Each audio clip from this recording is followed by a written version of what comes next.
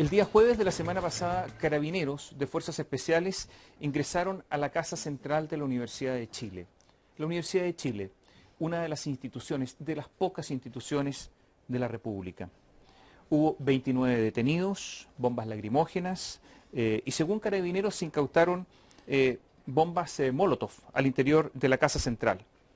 La Universidad de Chile protestó y dijo que los carabineros ingresaron sin autorización, golpearon brutalmente a estudiantes. El rector Víctor Pérez dijo que había habido una intromisión a la autonomía. Según la Ley Orgánica Constitucional de Educación, esta autonomía es el derecho a regirse por sí mismo. La universidad, la famosa Universitas. Universitas, que surge de unus y de verto, o sea, girar hacia uno, eso significa universidad. O sea, todo el conocimiento en un solo lugar, la diversidad del conocimiento en un solo lugar. Allí está la universalidad en una comunidad. La palabra universidad se refería también en un principio a un gremio, a una asociación, o sea, una comunión entre estudiantes, entre maestros y estudiantes. Se hablaba del alma mater. Es el lugar del desarrollo intelectual, el lugar del desarrollo de la ciencia y del conocimiento. Cuando terminaba el Imperio Romano, por primera vez se empezó a utilizar la palabra universitas, pero la verdad es que la primera vez que se usa en el sentido actual fue en el Renacimiento. Es uno de los grandes, de los tantos y grandes aportes del Renacimiento. Y allí se empezó a estudiar en las primeras universidades Derecho, Teología, Medicina, Aritmética, Retórica, la Lógica, todos los grandes conocimientos fundamentales de Occidente. Y surgieron las primeras universidades. La primera en 1088 fue la Universidad de Bolonia, pero después estaban Oxford, Cambridge, Nápoles, Padova, la Universidad de París, la Sorbona. Naturalmente que la libre enseñanza, el diálogo libre necesita autonomía, absolutamente. Y a propósito de Bolonia, la primera universidad del mundo, si alguien la visita encontrará un aula, en anfiteatro de madera, magnífica. Y en este anfiteatro, en el centro y abajo, una mesa de mármol. Y en esa mesa depositaba el cadáver que iba a ser analizado para las clases de anatomía.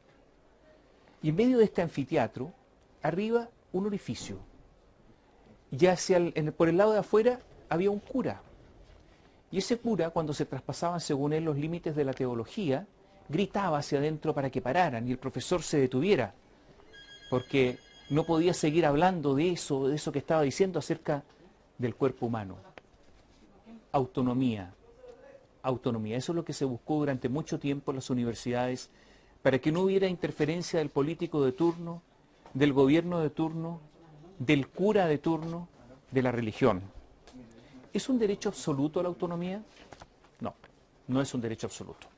Yo quiero recordar que en los tiempos anteriores al golpe de Estado, en alguna oportunidad, la dirigencia del MIR, teniendo orden de detención por parte de los tribunales, daba conferencias de prensa al interior de la Universidad de Concepción, sin que la policía pudiera detenerlos, justamente porque había un concepto de autonomía que era absoluto. En diciembre del año 1970, Arnoldo Ríos, un estudiante perteneciente al MIR, fue asesinado en la Universidad de Concepción. Se dice que lo asesinaron miembros del Partido Comunista, pero como había autonomía, nada se investigó, nunca se supo exactamente quién lo había matado. Y lo que ocurrió al final es que se llegó a un acuerdo político, o sea, el asesinato del que, insisto, nunca se permitió investigar por el concepto de autonomía universitaria, llegó a un acuerdo político en que las elecciones a la Federación de Estudiantes fue encabezada por un miembro del movimiento de izquierda revolucionaria y apoyado por miembros de la Unidad Popular. Por otra parte, la detención en caso de delito flagrante también es una excepción de nuestro ordenamiento jurídico. Normalmente la detención opera en base a una orden judicial. ¿Cuándo un policía puede detener a alguien si es sin orden judicial? Bueno, cuando se está en ese momento cometiendo un delito. Por lo tanto, también eso es una excepción. La autonomía no es absoluta. La detención tampoco es un derecho absoluto de la policía. Pero cuando hay un delito flagrante, la policía puede detener en cualquier lugar. Por eso, la policía puede detener al interior de universidades, pero no puede apalear, ni detener en forma indiscriminada, ni lanzar bombas lacrimógenas, sino que solamente detener a aquella persona que cometió el delito, a ese y nadie más. Todo lo demás es ilegal. Decir esto o estos conceptos no son asuntos de difícil entendimiento, son asuntos simples. Claro, simples, a menos que la distancia que nosotros tengamos con Bolonia, con Oxford, con Cambridge, con la Sorbona, sea una distancia tan enorme, tan sideral, tan astronómica, que hasta esto sea difícil de entender. En ese caso, claro, entender esto es casi una cuestión imposible.